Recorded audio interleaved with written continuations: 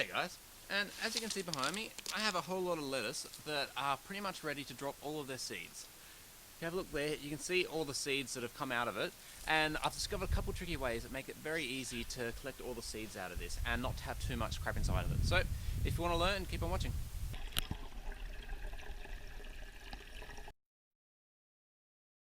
G'day guys, and as you can see behind me, this is my continual seeding lettuce bed.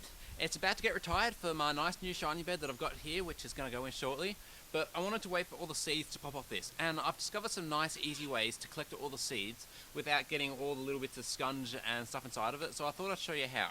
But if you want to have a look at this bed when it was all lettucey, have a look, say about there, and yeah, so keep watching and I'll show you how to pull all the little bits of lettuce off these ones. Man, I love being able to fast forward some of these things. But one of the really cool things about aquaponics is how easily stuff is to pull out of the actual beds themselves. Just pull them up, shake it, and all the gravel falls straight off. It's so easy. So I've taken all of these out and they're now sitting right here on my table, so I'll be able to very easily pick all the seeds out of the lettuce here.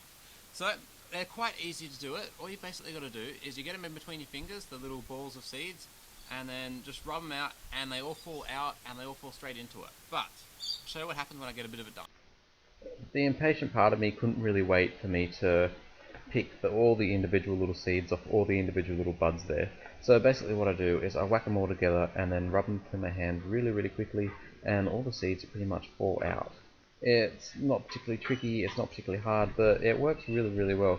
I might lose a few seeds, but in the whole bit, saving me an hour worth of individually doing them, I think is worth it.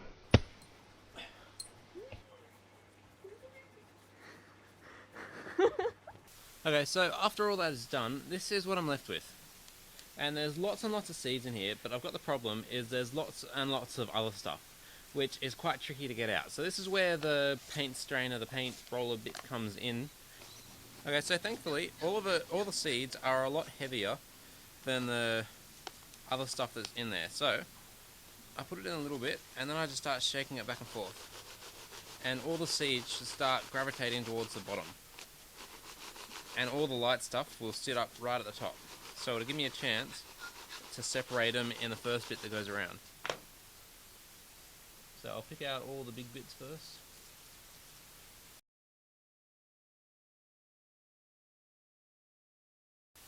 Okay, now I've gotten rid of most of the solid bit, the big bits.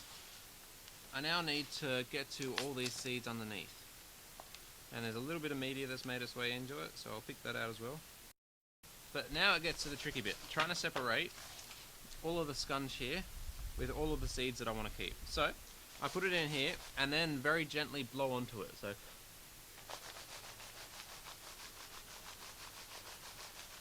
and the plan is that the seed's a bit heavier than everything else, so the seed should stay there and the rest of it should just float straight out or blow straight out. So pack it up there.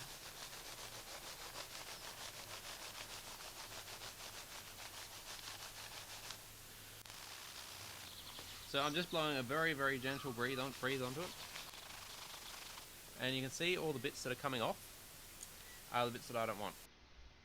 Now after a bit more blowing, a bit more shaking, I thought it was time to try and strain out some of the lighter bits that are quite big. They're a bit too big to blow off, so I thought the best way to do it would be go get my little strainer from inside.